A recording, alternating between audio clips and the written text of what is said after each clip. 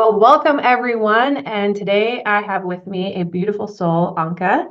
She's a former client and now friend that I would consider a friend, even though we're almost halfway around the world from each other.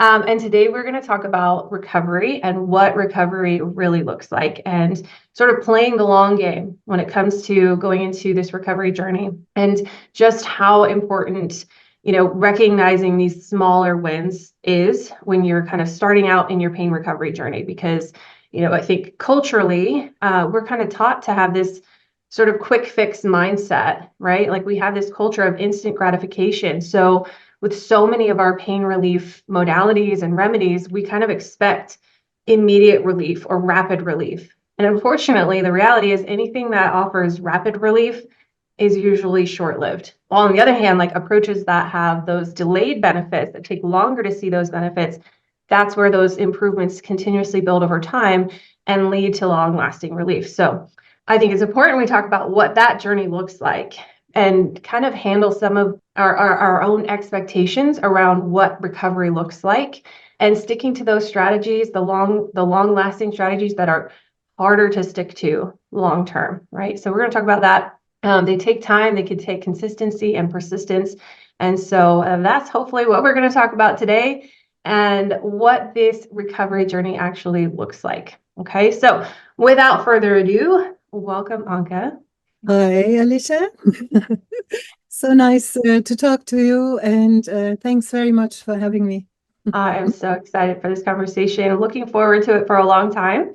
I feel like we should give those who are listening a little bit of context about, who you are and what your story has been. So if you want to share who you are and how you really got into this, and we can kind of dive in and just start by kind of going back to when, things were, I won't say starting out, but before things got started on this recovery path.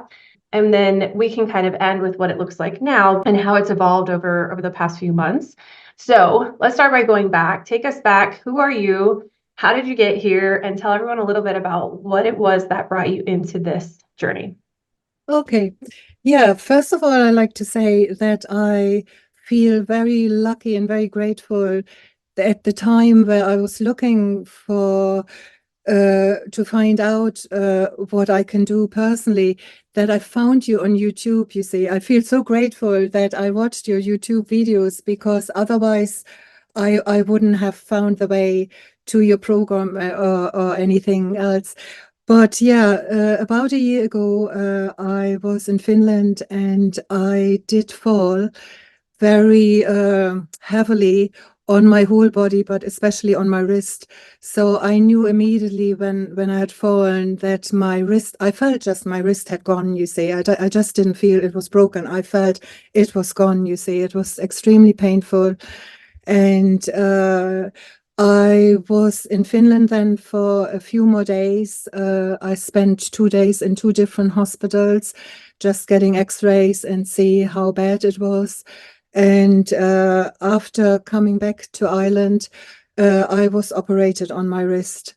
So the operation I had was, they did not really open up the wrist, but I had 2 really big pins sticking through my wrist into my arm. And even during the time when I had the cast, I always had the feeling that these 2 pins were rubbing inside my cast, as if somebody had a little saw and was sawing away on something, you say. So that's my suspicion that something happened at that stage regarding my nerves around that area. But yeah, I was still very hopeful that when I got the cast off, that it would be fine and everything would be like it was before. But it wasn't. I had lots of physiotherapy.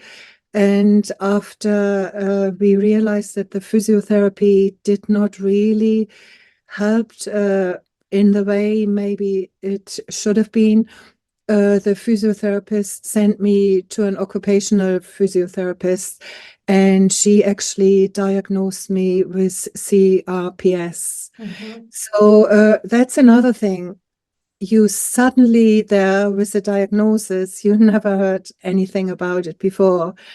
So again, I wasn't too worried at that stage, but when I started reading about it and that it's actually, I think in Ireland it's relatively rare.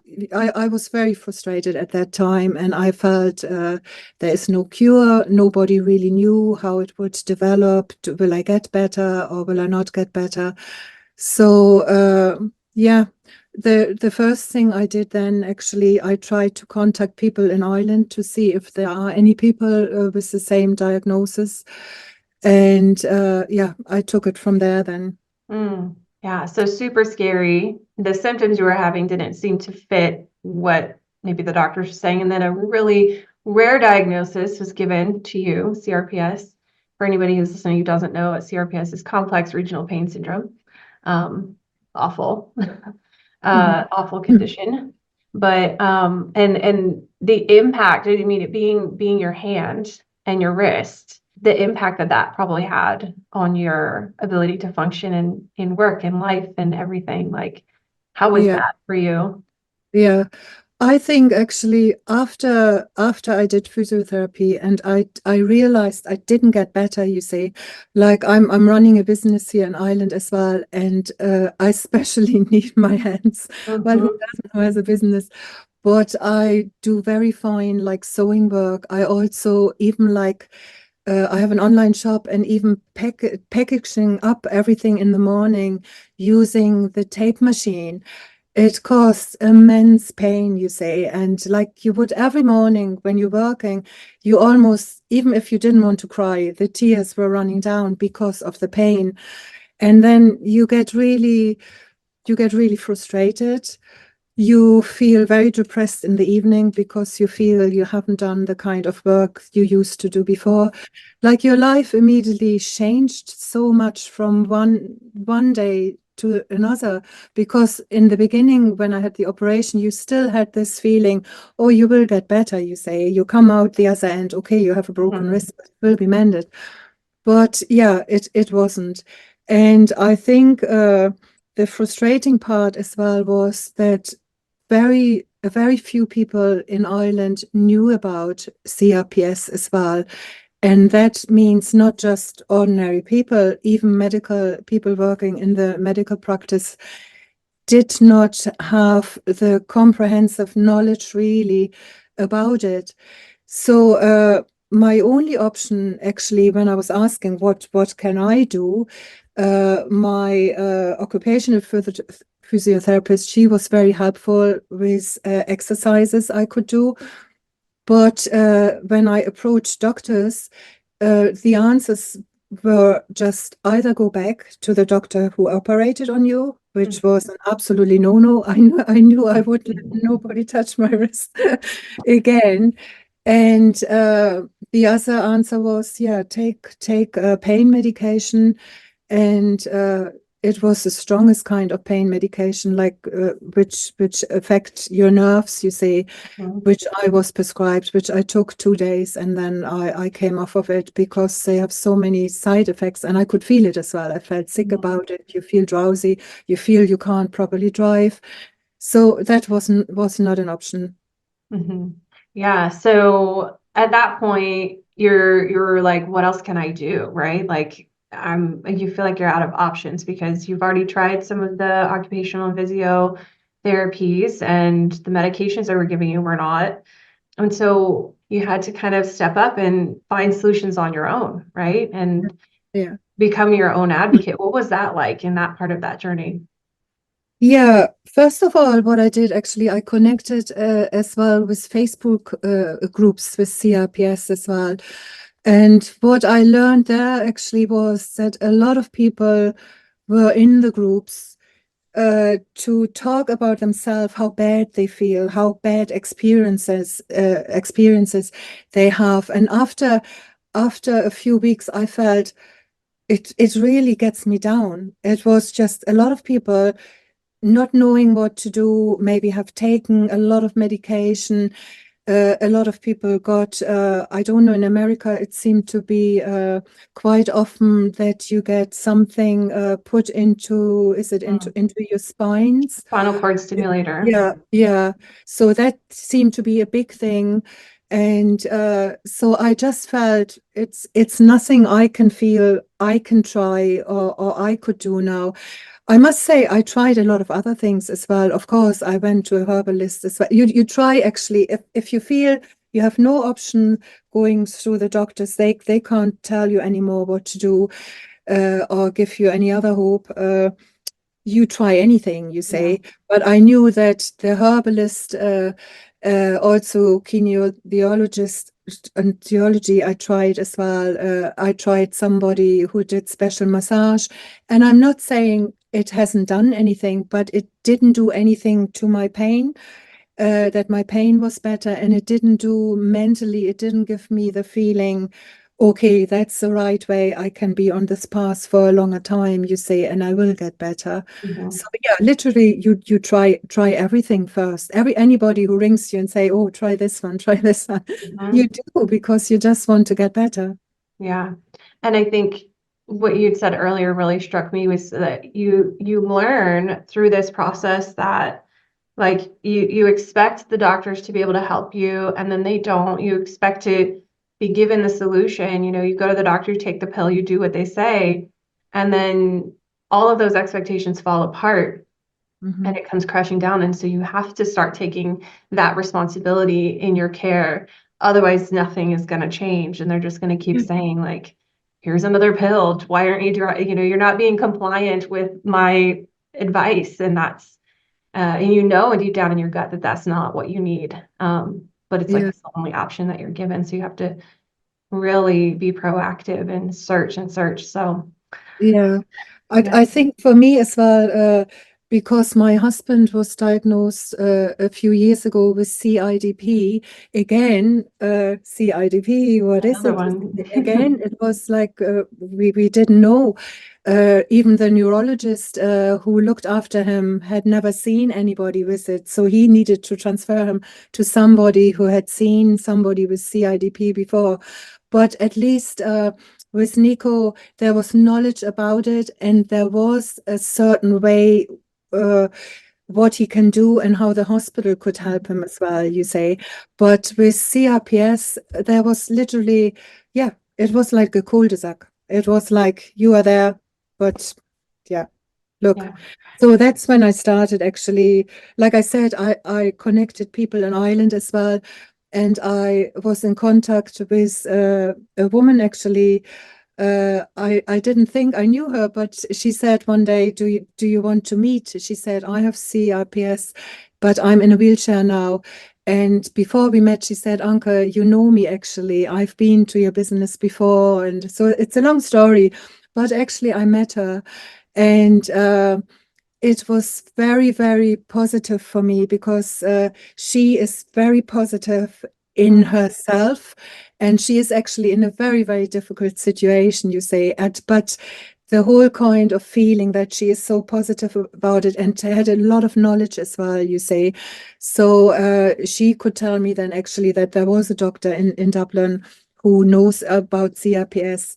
And I could contact him. But again, when I did contact him, it was the same thing. He said, Anke, mm, you can come up and I see you. But when I emailed him back and I said, look, what can you do for me? He said, look, we can just give you injections, or we can do something so that you, at least for a few months, you don't feel your nerves.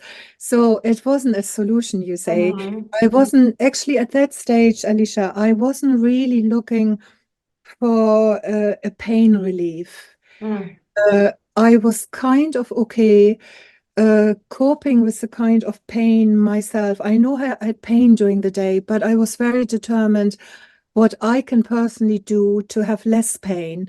And if mhm, it got really, really bad during the day, like for instance, driving was very difficult for me because I couldn't twist the wheel.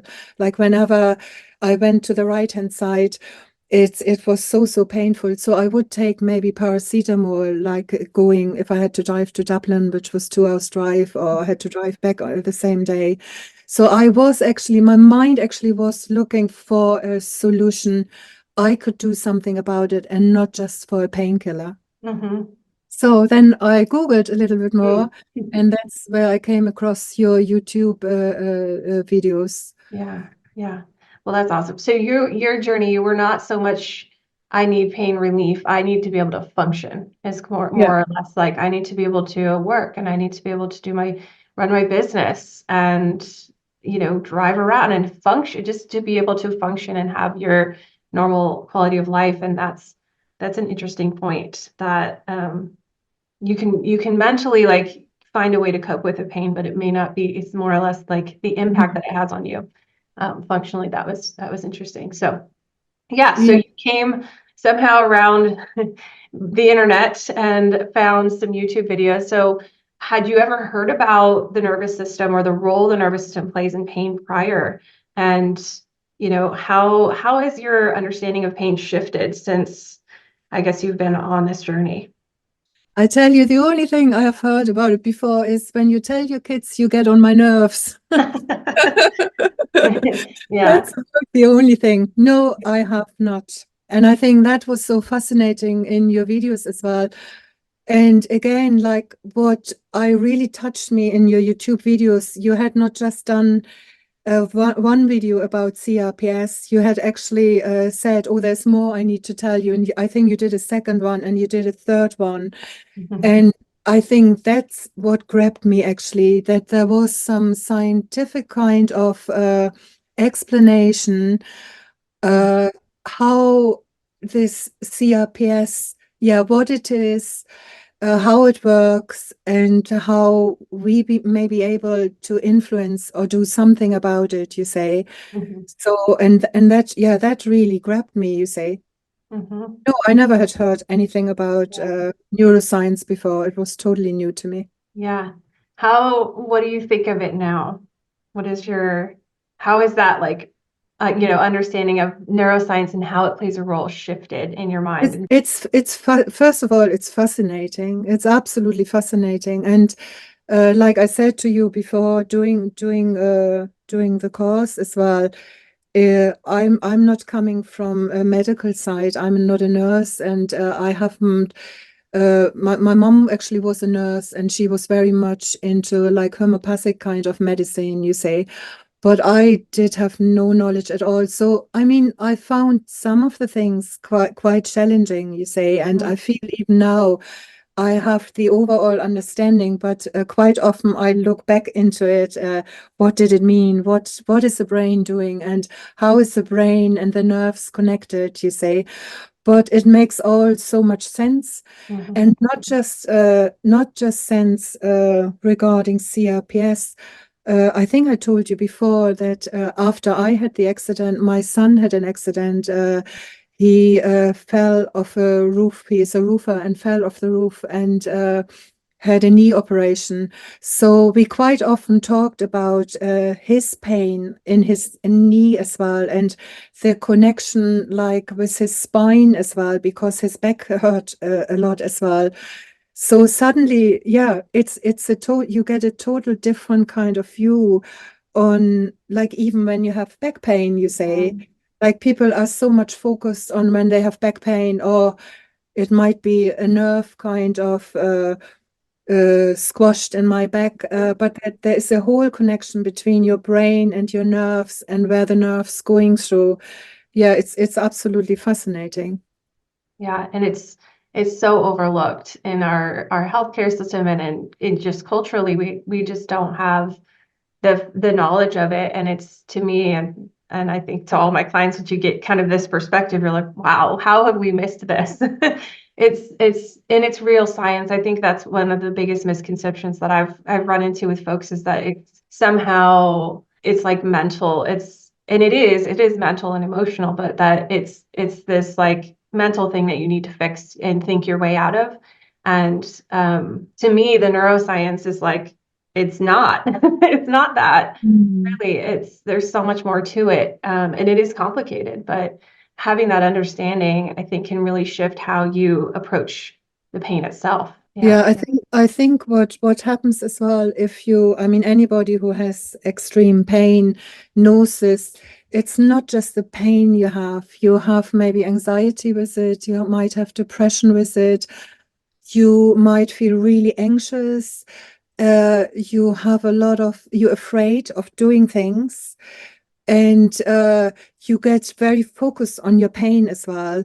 Like when I suddenly had this pain, like our situation, even in our relationship with my husband, I could cope beforehand when Nico said, "Oh, this hurts and this hurts and this hurts."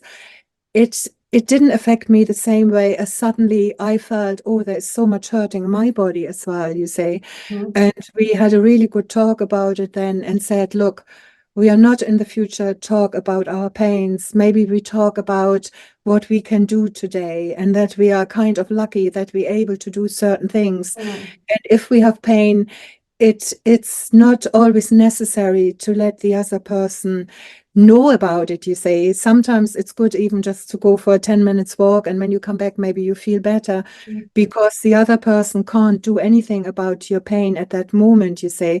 But it drags you actually down. Like it's like I remember when I was younger and like we were still living in Germany.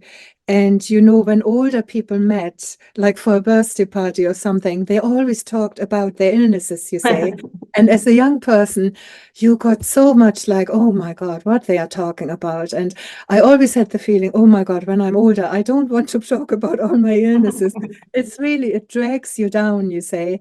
So, yeah, but the main thing, what I meant with it is if you have pain, it's not just pain, it's a lot more which goes on in psychological with you, and it's all connected. And what I think you have to start and be responsible actually for your own situation, for your own illness. Like if you realize you don't want to go down the route the doctor said it's the only route or it's the best route for you, you have to take responsibility and you have to look for what you can do to get better. Mhm.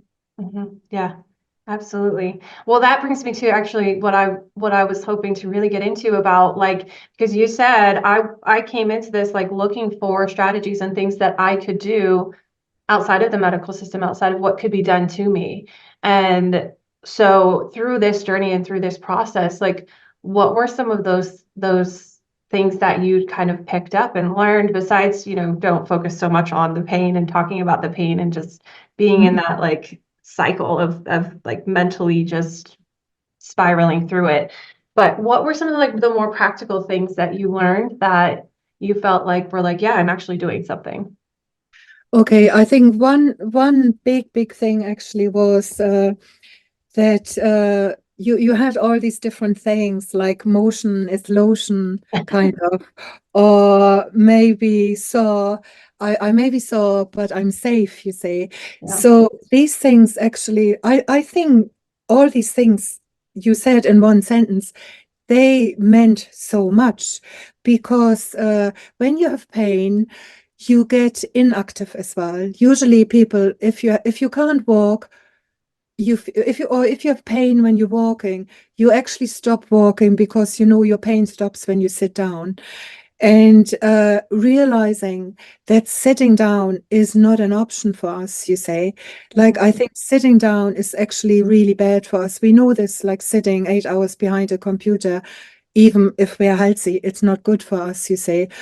But if you're in pain, and also with my wrist as well, if I keep my wrist still, as more I keep it still, the pain actually gets worse when I start moving my wrist, you say. Mhm. So you saying like motion is lotion, it meant actually that it's good for me to move. And also that when I move it, it not necessarily means I'm doing more damage. And I think that's Mhm. something we have in our mind as well. Like especially I have problems with my knee as well. So it's two different kind of areas where I get pain from. So quite often I thought, oh, I can just move maybe for 10 minutes, you say. But it's maybe not true. Maybe I can and walk 20 minutes or half an hour as long as the pain doesn't get too much, you say. And I Mhm. know you say this all the time, don't overdo it either. Pacing is the most important when you do your exercising, you say. So yeah, but all these little things like yeah, things you would not you usually wouldn't do if you have pain. you sit down, you lay down, you have more of a rest.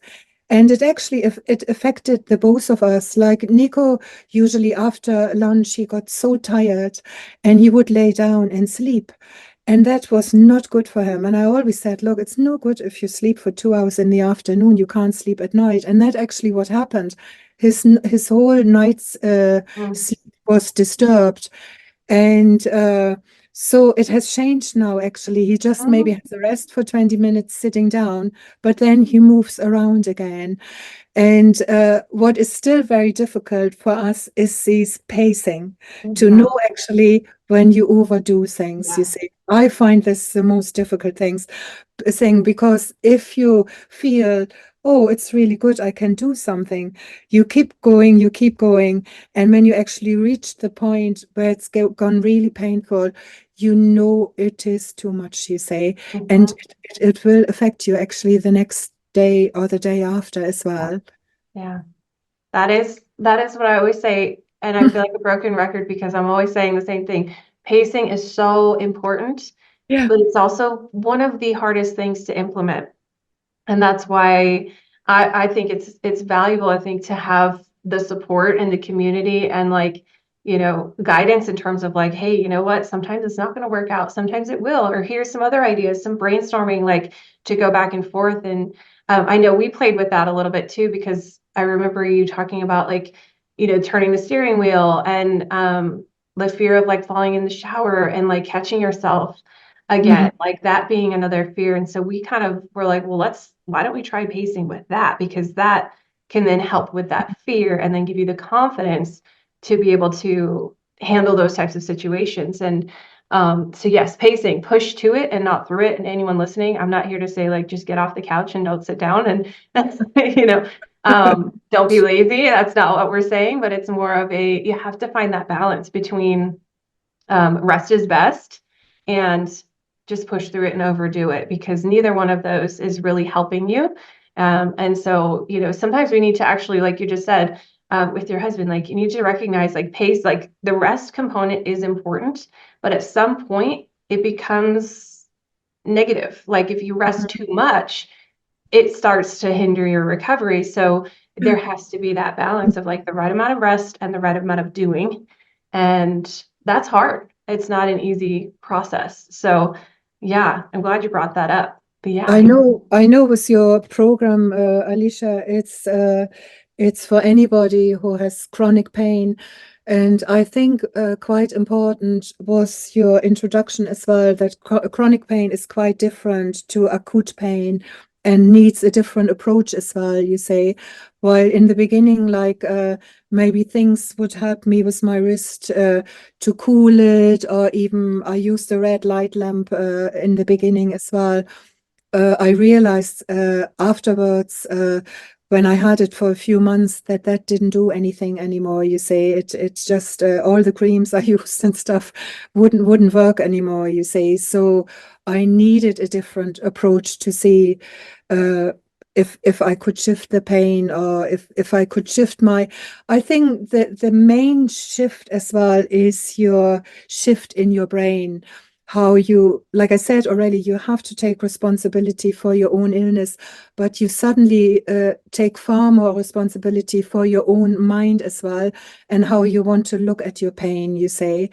It is important to take that step of that. I need to shift my mindset. I need to take some proactive steps and I need to be involved in this process. And yeah, I think that mindset shift that you're talking about is like one of the first things that needs to kind of come along with it. And so I'm curious then about a little bit of like the journey itself through your experience, like through the process in this program in terms of recovery itself. Like the time that it took and like the things that, like I'm sure the progress felt really, really slow, and how all of that like was for you mentally, emotionally, like how slow it was. But what kinds of gains did you start noticing and how long did it take to get there kind of? I think what was the main thing at the beginning, just to get all the knowledge about it, you say, to what's happening in your brain, how you can shift your own thinking about it, and yeah, to get to all the scientific kind of thing. I think that really gripped me, and that really kept me kind of wanting to know more about it, you say. And yeah, the way to recovery. Look, for anybody who is diagnosed with CRPS, some people, I just like to mention this because some people might not even know that they have CRPS. And quite often people ask me and say, how can you be sure that you have it? You say, like, I had medical people who said to me, there isn't a thing then Gotta CRPS, be or real. Mhm. what you mean? What have you got? But I'm very thankful to the nurse in the hospital who thought I had it, and also to my occupational physiotherapist. But for anybody who has permanent pain and doesn't know if it's CRPS, there is the Budapest criteria is the best way, or I think it's the only way how you can diagnose yourself if you have CRPS. So if you want to Google for Budapest criteria, either do it yourself or do it together with your physiotherapy or with your doctor. And it's you very fast can find out actually if any of the criterias are criterias which have something to do with your injury or with your condition, you say.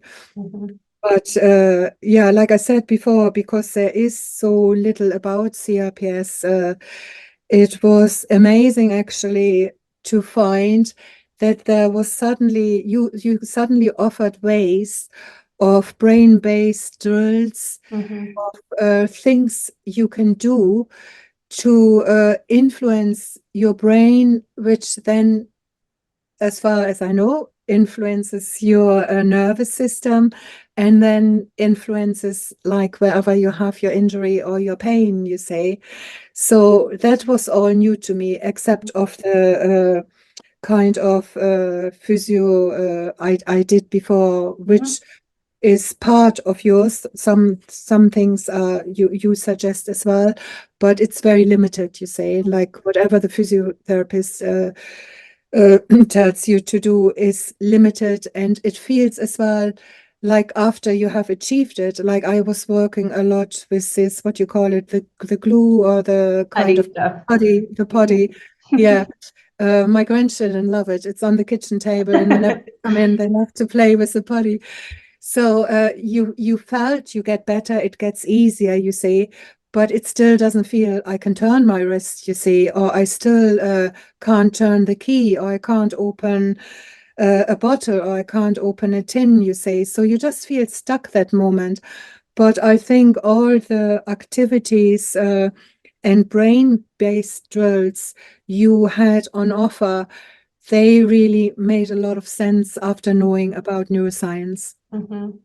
Yeah. Also, especially, I think what got stuck with me a lot, that your brain actually, I found this fascinating. I think there was this example that athletes who training, that Mhm. they training sometimes beforehand with their brain, Mhm. imagining the activities they doing, or having the picture of activity they do before they actually do it. And I think your brain doesn't make a difference between if you think or see it in front of you, or if you actively actually do the exercise.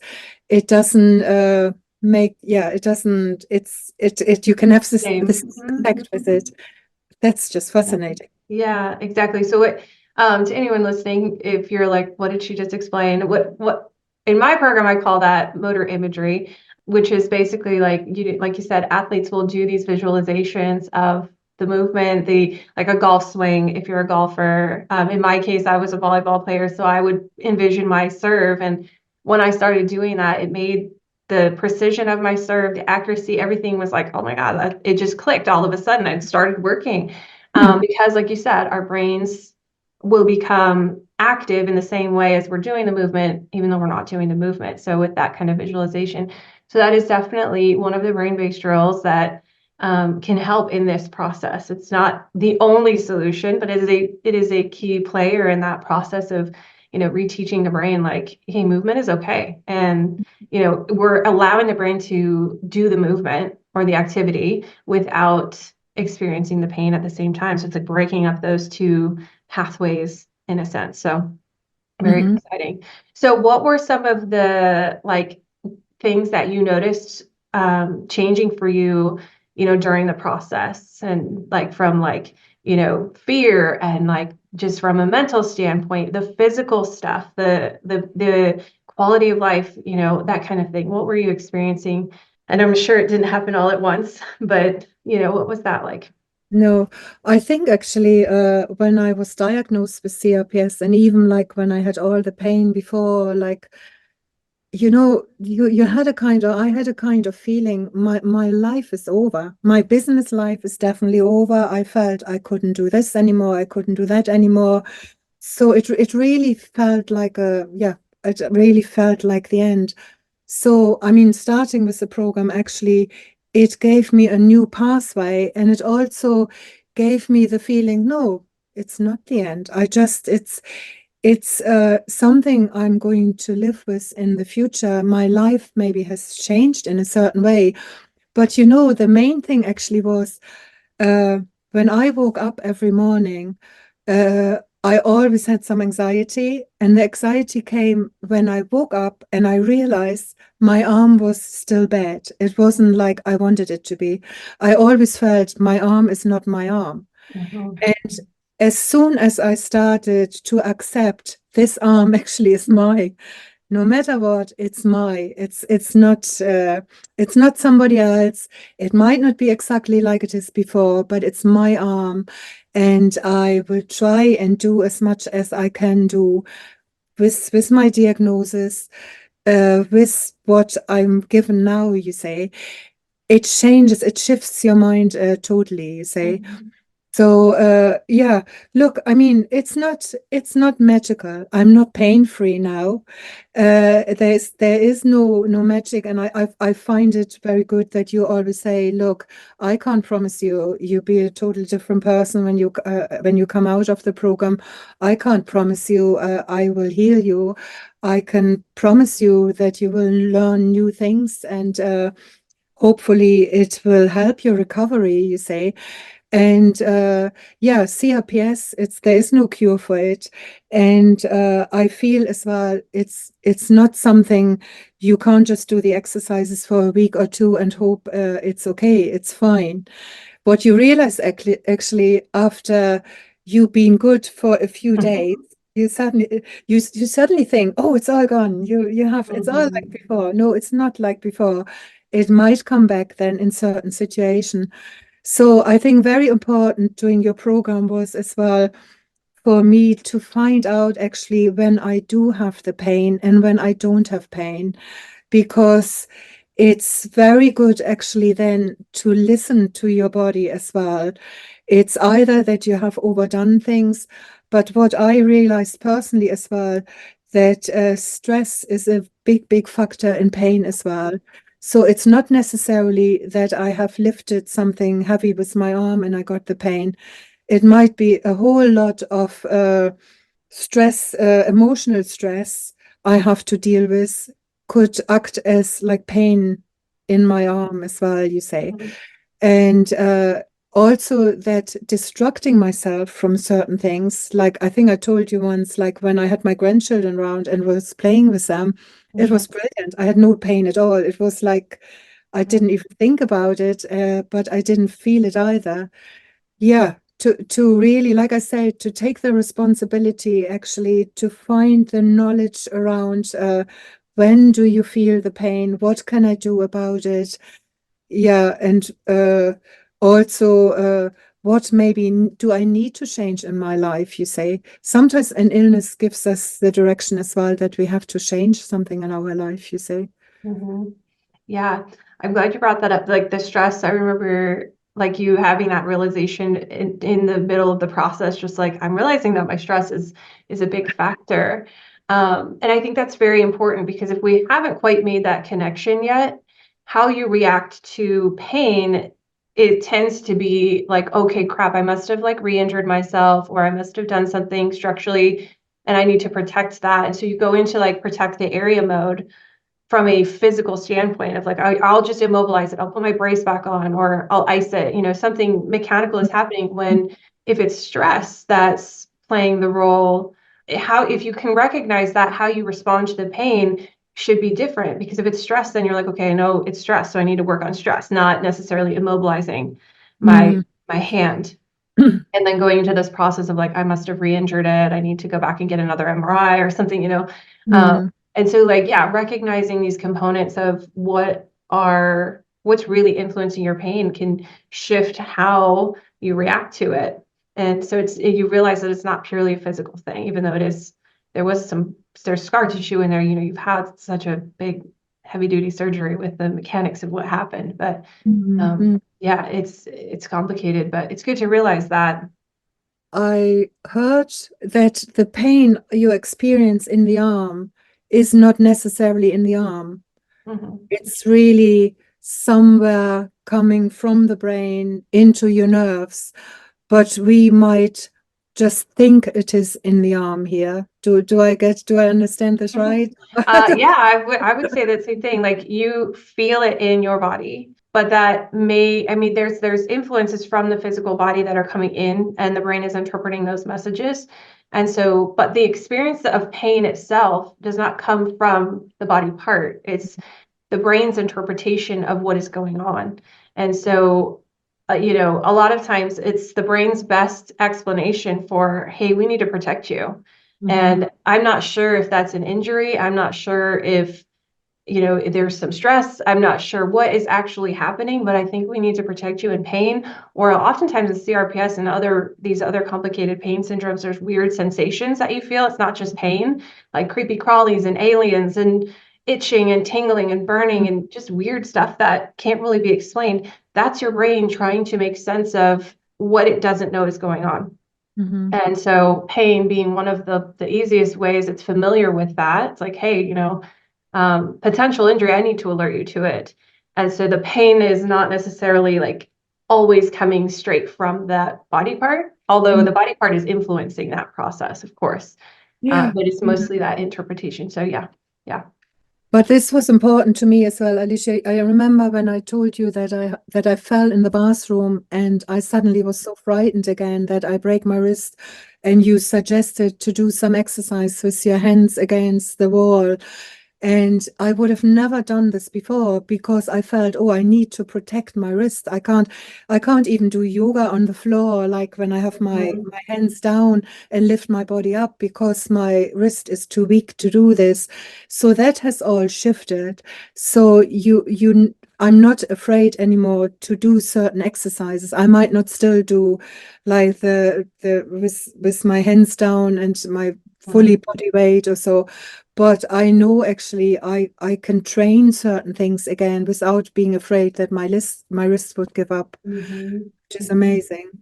Yeah, so feeling less fearful and also getting more and more functional. Like I know that was a goal to get back to starting doing some yoga. And so getting that confidence back to start, like at least I now have a process to get back to that. Yeah. And you can kind of see that down the road. And hopefully with your work and with being able to, same thing, and driving, you know, like being able to apply those same principles to, you know, staying functional, which was your main goal, or and becoming more functional without that, I guess, fear of pain removing you from those things, has been a big part of that journey for you. But like we Yeah. said, it wasn't overnight. It didn't happen overnight, right? No, and another thing actually, which was so important to me, I think I told you in the beginning that 2 years ago my dad died, and for me, a way to to be able to cope with it was to do cold water swimming in the sea every Sunday, even during the winter time. And I started actually before my dad was ill, and he thought it was really cool as well. And he thought that's really funny. And so I wanted to keep this on. It was mentally good for me to go every Sunday. And suddenly I realized when I did it after the cast came off, my arm totally froze, you see. I went into the water and my arm totally froze. It felt like my arm was falling off. And it was such a shock, actually. It was again like, oh my God, it's something else I can't do anymore. Mm. And then I thought I do and try it again. And it happened the next time, it happened again. But I had my dog with me and he loves it when I throw the sticks and we swim out in the sea. So I said to my husband, I just keep going. It doesn't matter. If my arm falls off, it falls off. So I tried it actually. And funny enough, it after a while, it was almost after 10 minutes, my arm accepted the cold water, you see, and it wasn't as bad as in the beginning. So I'm still working on it. It's still not perfect, but it's something actually, even to feel you can work towards it, to get something back in your life, which was important, you say, yeah, that's just amazing. Yes, I love that. What would you say is like the biggest thing that has changed for you in this process in terms of like overall recovery? Like things are better, but what is better and how is it different than when you started? I think first of all, I think you accept yourself more than in the beginning when I had no solution what I could do, you say, because you feel so helpless. Like it's like everything breaks down. Like I say, you might get depression, you might get other symptoms in your body, and like especially with CRPS, like if you suddenly go outside and there's a little bit of wind and it feels like somebody's sticking a knife in your hand, it's frightening, you say. But I think being part of the program and part of finding a way actually takes those fears away, actually, and it makes you active to do something about your life, you say. Mm. I think that's the most important, and get a certain certain skill net you can look back on. I think you call it your toolbox. You Mhm. have some tools in your box. You can look and say, oh, maybe I try this and maybe this exercise works. Another thing I found fascinating as well, the difference between muscle exercises and exercises for the nerves, you say, Mhm. because you say during your program, like for muscle exercises, you contract your muscle maybe for a few minutes, but for doing nerve exercises, they don't like they kind of slide. Is it Mhm. Yes. slide? Mhm. They don't like to be in the one spot for too long. So, and the actually the nerve exercises you have given me, I find them fascinating because that's no exercises I've ever done in my whole life before, and I do actually feel that they're good for my wrist as well. Yeah. Yeah. Yeah, so that has definitely helped. That was one of my questions too, is like what were the strategies and tactics that you found that were particularly helpful? So that's awesome to hear the nerve Yeah. mobility. And yes, nerves don't like to be stretched. They complain when they get stretched. So an oversensitive nerve can basically react to movement as if it's being stretched to a dangerous level, even when it's not a dangerous level. Mhm. And so it's overreactive in that sense. So the nerve mobility drills help with that and lower that nerve sensitivity. But they're so different from strengthening and stretching. It's its own category of techniques. But I was just pulling up to refresh my memory from your results summary because I want to brag about one of the other things because you mentioned like I'm not pain free, but a couple of the big things I think for you in the process, like you'd said, was fear and like recognizing like what that I can move again and I'm most safe to move again. And so on your results summary, which is to anyone who doesn't know, like we do an initial self-assessment and a final self-assessment to kind of like give you a picture of like the timeline of like start to finish. And for Anka, the severity of anxiety was a big improvement in that process, just from like your experience and also just from the data, right? So for you, so anxiety and depression significantly improved to a very, very large extent, even from the data. And then we also saw some improvements in the fatigue. That was significant. The degree that pain interferes with life was huge. And the one thing too, this overlaps with anxiety, but pain-related anxiety, fear, stress, and negative beliefs. So all of those like thinking things around pain, huge improvements with that, along with like just having the confidence and the ability to move a lot better and do more things. So it's not just, like you said, it's not just always the pain itself that, Mhm. you know, you're looking at, but it's all these other elements that play a role in that recovery process.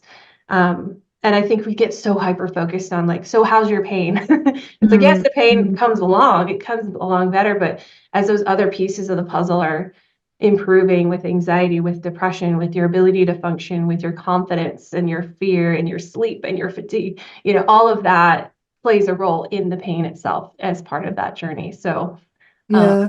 yeah. I think for people, especially for people with CRPS, what is significant as well, that most of the time you don't see what's wrong with that person. I mean, nobody, if I go into the shop or so, nobody can see that there is something wrong, you see. And I heard this from a lot of people who have CRPS, that they feel yeah, I mean, even like people coming up want to shake your hand in the Oh, beginning. You yeah. say, "Oh my God, you You're like, didn't even no. react fast enough," you say. Mhm. But yeah, it's sometimes hard for people with CRPS because they're not even like friends, family and friends they might know, but because they don't see you in pain as if walking with a stick or limping or like unless it's really bad with this friend of mine who sits in the wheelchair, yeah, it wouldn't even be really recognized as having some kind of illness. That's so isolating, and it takes a huge toll on you mentally and Yeah. then and emotionally, but then it's isolating in that because you look fine and you don't know how to explain it. And then it's this whole like process. Like if you do try to explain it, like how far do you get into it? You don't even bring up Yeah. the fact that it's like really rare condition. And but then you have to like almost like walk around with the mask on. That's like, you know, faking it like I'm fine and I don't even want to get into it because it's not worth, like you said, talking about my, I don't want to be this, I don't want to be that old person who's always talking about their ailments. But yeah, Yeah. it is. It's so isolating and it feels so lonely to not have, you know, anyone to go to and anyone who understands. And so that is, it really takes a toll on you mentally and emotionally. So yeah. Yeah. Was that for you like helpful? I mean, I know we had a few other people at the same time with CRPS too in the program. So was that like Yeah. helpful to have a community? Yeah, it was actually, and especially having somebody, you had somebody who had CRPS at that time as well, you say, because I still think it's probably you're looking more for people who are diagnosed with the same thing, kind of. You like to find out what they are doing. But actually, what I learned through the program as well, that even though you did the CRPS videos, and that is kind of what struck me and got me into the program, that it's really for anybody who has chronic pain. And for me, it was beneficial as well because I could talk to Nico about his pain, you Mhm. see, and even seeing, because Nico is on a lot of medication for pain because his pain is so bad. Yeah, it gave us something to talk about and something to work towards it as well. I love that. That's one of my, and I know we talked about this when we first connected on the phone, and I'll tell this to anybody, like if you come into this program and you want to work with me and you have a spouse or a very close family member who's like, you know, also struggling, I want you to share it with them. I'm not like, you know, going to sit here and go like, well, they have to pay separately. And, you know, you're going to go through the process together because it affects you, but it also affects your spouse. It affects your partners. It affects your parents and your kids. They need to be a part of this process, whether they're also in pain or not. And Mm. so they need to know how to support you. But if they're also in pain, then you guys just do it together. And that's what's really important is, you know, that healing happens not just in your body and it happens in all of your relationships and your social life. So all of that needs to become a part of it. So I love that you've been able to share that with Nico and you guys have both seen some some benefits. So I love that. So cool. But I want to ask if you had any other like thoughts or tips for someone who is struggling with either CRPS or just pain in general. Maybe they're feeling skeptical about, this approach. Maybe they have some confused thoughts about what is this nervous system thing. They're curious about, could this approach be looking into? What would you say to those folks? Thoughts or tips or anything at all? Well, I would say like I said, for me I was lucky that I found you on YouTube at the time I found you, and it was meant to be, because the way you talked about it attracted me to the videos. You say it wasn't somebody promising me this or this, because I had a few things like on Facebook that people like put the same kind of herbalist in America who puts these herbs together and then promise you after 5 months you are fine, you say. And like this happens a lot. If you're ill, you're looking for a solution, you say, and you're very you're very fragile, like to try out whatever because you want to get better. But what I would say, like I said in the beginning, you have to take full responsibility for your own illness and your own situation. And that means you have to bring a willingness to learn as well, and to be not afraid that it's not a quick fix, you say, because I don't know, for people maybe who have this for a long, long time, or I know there's people out there who are so much worse than I am. They can't walk.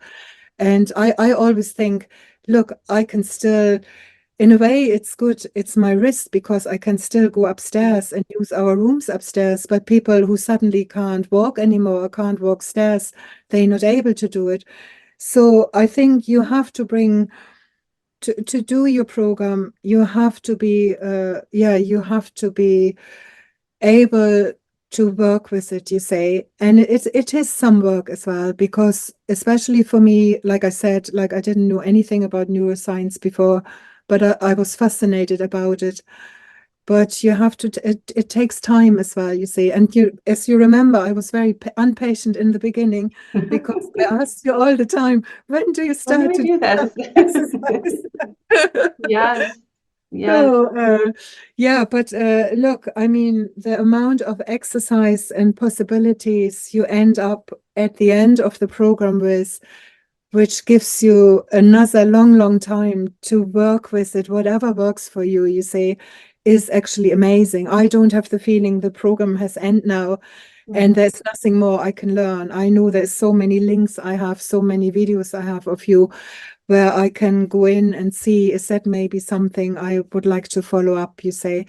But you have to be anybody. But look, if you have CRPS, you have to be your own person anyway, because there is not many people who will be out there to be help you. And you will hear it over and over again. There is no cure for it. And what you can do is limited. Yes, I'm so glad that you mentioned all of that. I think there's almost two conflicting stories that we're told about CRPS and chronic pain. Any form of chronic pain is that either there's no cure, and so you're wrestling with that, like, okay, so this is forever, kind of like, do I just give up and just succumb to my life of what is managing pain and take all the pills and do all of that? And or then you hear on the other hand of these like tales of like recovery, of like remission, and you're like, so there is some possibility. And I don't know how realistic that those stories are. And I think that's where I think there's misleading evidence of like what actually is that recovery looking like? Like, are they truly in a period of remission where they're like, my life is completely normal and everything is 100%?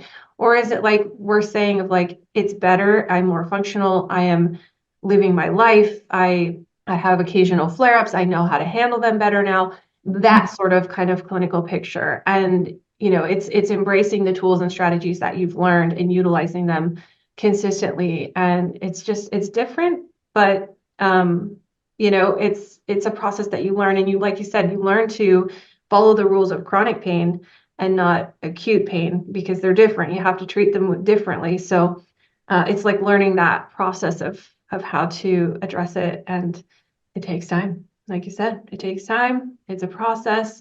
I do, and what you mentioned about feeling impatient about my program, like everyone, I feel like goes through that at some point. But it's because I've sat and I've thought about it, and I'm like, everybody wants to know, what do I do? Like day one, tell me what to do. I will start doing that today.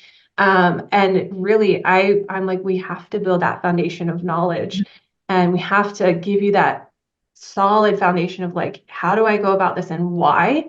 Why is Mhm. that important? Because that really changes things. And I think that now in retrospect, you're like, okay, I get it now. Yeah, yeah. You can see that why the method behind my madness in terms of that. But yeah, everybody goes through that period of like, I need to know, I need to go, because you get excited and anxious for recovery. But yeah, it's a journey, it's a process, and it takes commitment, it takes accountability, it takes, taking, like you said, stepping into your proactive role in the process as well, because no one else is going to do it for you.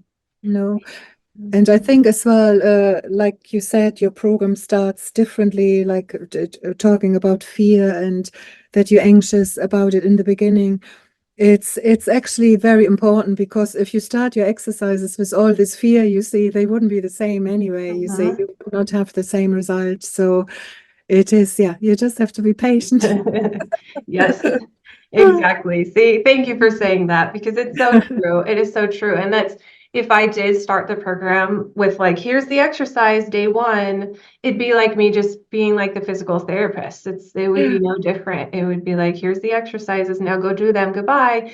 And then it would get all screwed up. You'd flare up and then you're like, Alissa, this hurts more. It's not working. You know. So I get that.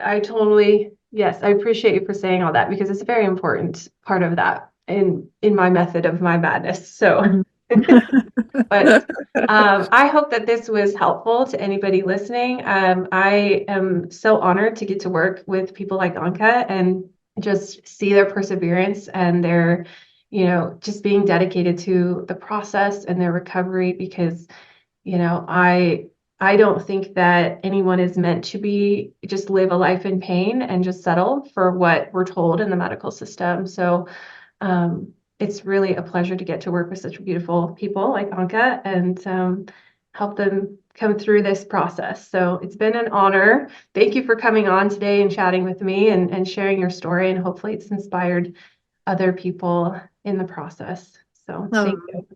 thank you so much, Alicia. And I'm sure we will be staying in contact. And if anybody has any questions here in Ireland, I don't mind to be contacted as well because I know we don't have groups like in America.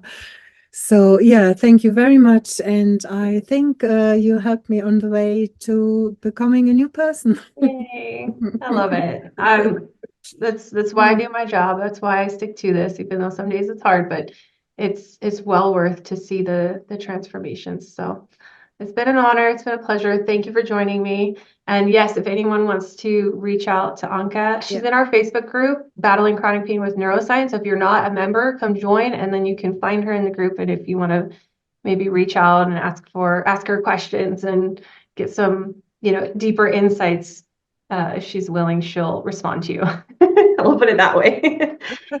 So, all right, everybody. Well, thank you for listening today. I hope you found this episode helpful, and we'll see you next time. Bye. Thank you. Goodbye.